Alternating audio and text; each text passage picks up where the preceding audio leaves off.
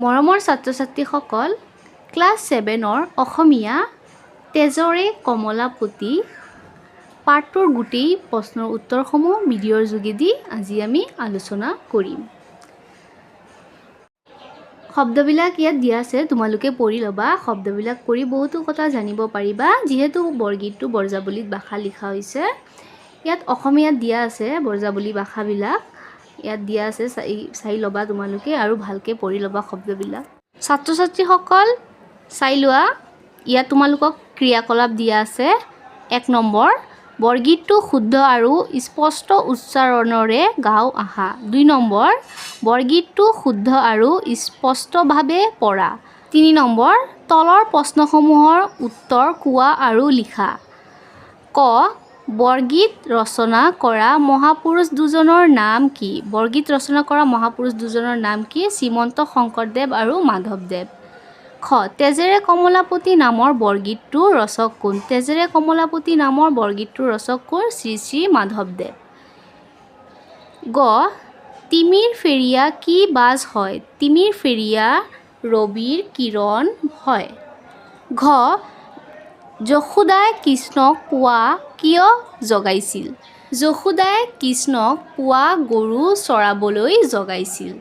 উত্তৰবিলাক মই এখন বহীত লিখি লৈছোঁ, তোমালোকে চাই লোৱা। 3 ক, বৰগীত ৰচনা কৰা মহাপুৰুষ দুজনৰ নাম হ'ল শ্ৰীমন্ত শংকৰদেৱ আৰু শ্ৰী শ্ৰী মাধৱদেৱ। খ, তেজেৰে কমলাপতি নামৰ বৰগীতটোৰ ৰচক হ'ল শ্ৰী শ্ৰী মাধৱদেৱ। গ, তিমিৰ ফেৰিয়া বাজ ৰবিৰ কিৰণ হয়। ঘ, যশোদাই কৃষ্ণক পুৱা গৰু চৰাবলৈ জগাইছিল। এতিয়া 4 নম্বৰত কি দিয়া আছে চাই লোৱা। তলত দিয়া পদ দুশাৰীত কোনে কাক কি কৈছে নিজৰ কথাৰে লিখা। নন্দ গেল বাথানে গোৱাল গেল পাল, সুৰভি চাৰিতে লাগে উঠৰে গোপাল। উত্তৰটো মই লিখি ৰাখিছোঁ, চাই লোৱা। উক্ত পদ দুশাৰী নন্দৰণী যশোদাই পুত্ৰ শ্ৰীকৃষ্ণক কৈছে। এদিন কৃষ্ণ বহু দেৰিলৈকে শুই উঠা নাছিল। তেতিয়া যশোদাই শ্ৰীকৃষ্ণক জগাবলৈ গৈ কৈছিল যে নন্দ বাথানলৈ গ'ল, গোৱালবোৰে গৰুৰ পালবোৰ লৈ গ'ল, গতিকে তুমিও সোনকালে উঠা আৰু গৰুবোৰ চৰাবলৈ যোৱা। উক্ত কথাষাৰ এই প্ৰসংগতে যশোদাই কৃষ্ণক কৈছিল। 5 নম্বৰ, শব্দ সম্ভাৰ আৰু অভিধান চাই তলৰ শব্দবোৰৰ অৰ্থ লিখা। শব্দবোৰৰ অৰ্থ লিখিব কৈছে, মই শব্দবোৰৰ অৰ্থ লিখি ৰাখিছোঁ, চাই লোৱা। কমলাপতি ভগৱান, তিমিৰ এন্ধাৰ ডাকে মাতে, বজ্ৰবধূ বজ্ৰধামৰ বোৱাৰী, শতপত্ৰ পদুম ভ্ৰমৰ ভোমোৰা, ত্ৰিজগত স্বৰ্গ ৰয়নী ৰজনী। 6 নম্বৰ, বৰগীতটোত প্ৰকাশ পোৱাৰ প্ৰাকৃতিক দৃশ্যৰ এটি বৰ্ণনা দিয়া। উত্তৰটো মই এখন বহীত লিখি ৰাখিছোঁ, তোমালোকে চাই লোৱা। উত্তৰ, বৰগীতটোৰ জৰিয়তে গোৱাল গাঁও এখনৰ ৰাতিপুৱাৰ এটি ব্যস্ততা ভৰা শান্তি সমাহিত প্ৰাকৃতিক পৰিৱেশৰ ৰূপ প্ৰকাশ পাইছে। ৰাতিৰ আন্ধাৰ ফালি সূৰ্যৰ পোহৰে পৃথিৱী পৰুৱাই তুলিছে। জলাশয়ত পদুম ফুলবোৰ ফুলি উঠিছে আৰু তাৰ ওপৰত ভোমোৰাবোৰ গুণগুণাই উৰি ফুৰিছে। ৰাতিপুৱাৰ লগে লগে সকলোৱে নিজৰ নিজৰ কামত ব্যস্ত হৈ পৰিছে। গোপশিশু সকলোৱে শিঙা বেত বেণু আৰু ক্ষীৰ লৱণো লৈ গৰু চৰাবলৈ ওলাইছে। এনেদৰে বৰগীতটোৰ জৰিয়তে ৰাতিপুৱাৰ এটা সুন্দৰ দৃশ্য ফুটি উঠিছে। 7 নম্বৰ, তলৰ ছবিখন চোৱা আৰু তাত প্ৰকাশ পোৱা কথাখিনি কোৱা। তলৰ ছবিখন চোৱাচোন কি আছে।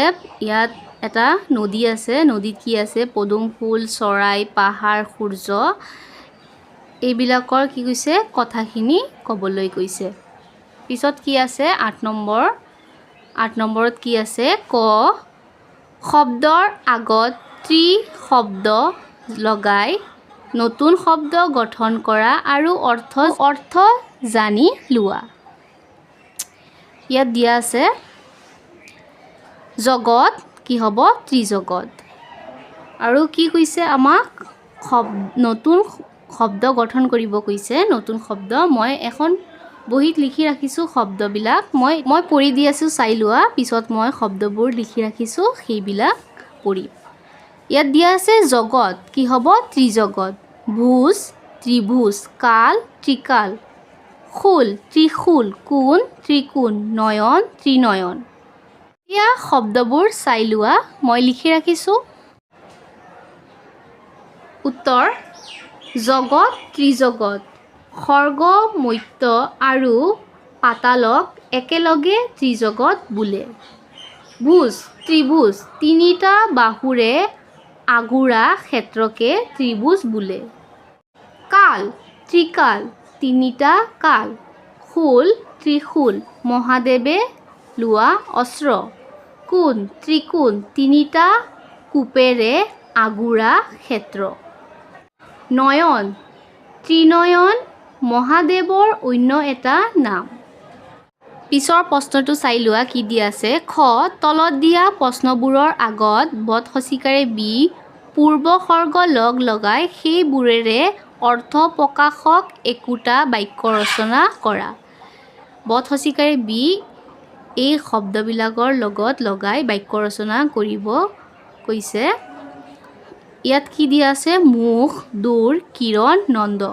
বদ সচিকাৰে বি এই শব্দবোৰৰ লগত মিলাই মই বাক্য ৰচনাবোৰ লিখি ৰাখিছোঁ, চাই লোৱা। উত্তৰ মুখ বিমুখ, ভিকাৰীক কেতিয়াও বিমুখ কৰিব নালাগে।